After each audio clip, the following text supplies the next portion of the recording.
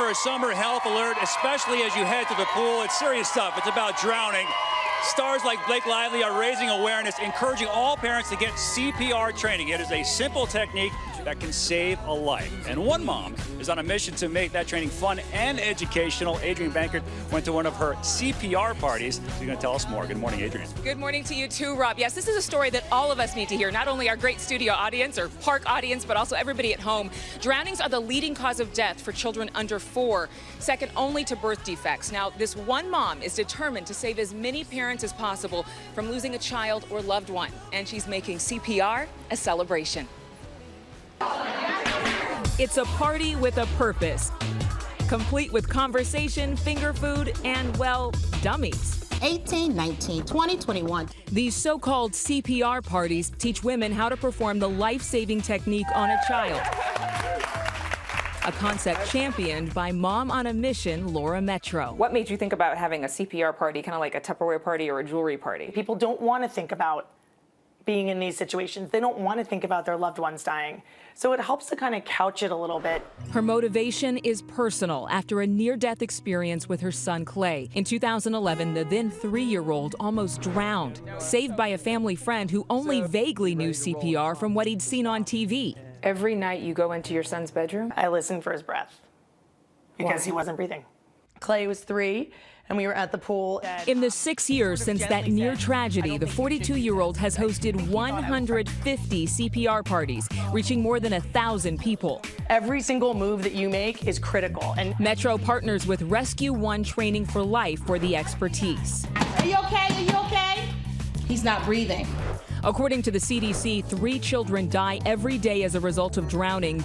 But the American Heart Association says you can double or triple their chance of survival by performing CPR right away. Ready? Begin.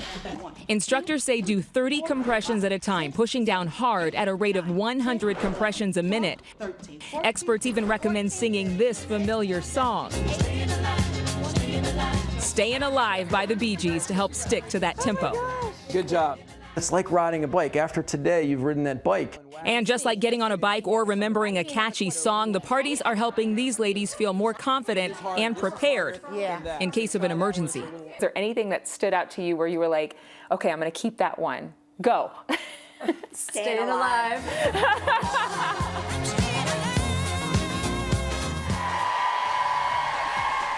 We all love that song, right? Now you'll never forget. Every party has to have great music, too. Well, Laura Metro says they're always looking for fun, down-to-earth instructors to make those CPR parties more entertaining. Ours was in Bethesda, Maryland, but they've branched out to anywhere in the United States. It really does make a difference. Rob, over to you. I love it. Life-saving tips and having fun. I'm here with Lapika Shaw from the American Red Cross. Good morning, Lapika. Good morning. Thanks for having me. All right, we're going to do, thank you, Adrienne. We're going to do a little demonstration on what the right way to do this. So let's get going. We are. I do want to emphasize that the best way to learn CPR and full CPR is to actually take a class. And I'm so glad to be here doing this demo today. So after you've checked the scene, make sure it's safe. You check the infant to see if they're responsive. Baby, are you okay? Are you okay? So non-responsive. Non-responsive. You look for breathing. Any signs of breathing? Do I listen or you just You can listen. You can look. Okay. It's best to have a visual. All right. So if there is none of that, we need assistance. So have someone call 911 right away. There's an unconscious infant.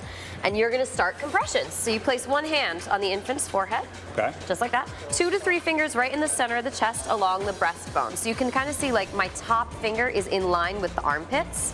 That's the little landmark that we want. Yep. Should be able to feel it. Should be able to feel it. It's very tiny. Your hand goes straight up and down so that everything goes down in one direction. And we're going to push 30 times.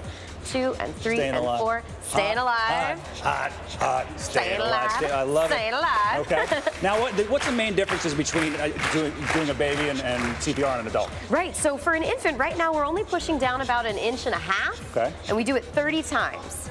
For a child, we go about 2 inches. For an adult, we go at least 2 inches. And for adults and kids, you actually have 2 hands on the chest instead of just fingers. Now, what about people who are worried about hurting the child or the adult? Doing these chest compressions is kind of it's a scary thing, right? You're like, this is just a mannequin, but what if it's my baby, right? Sure.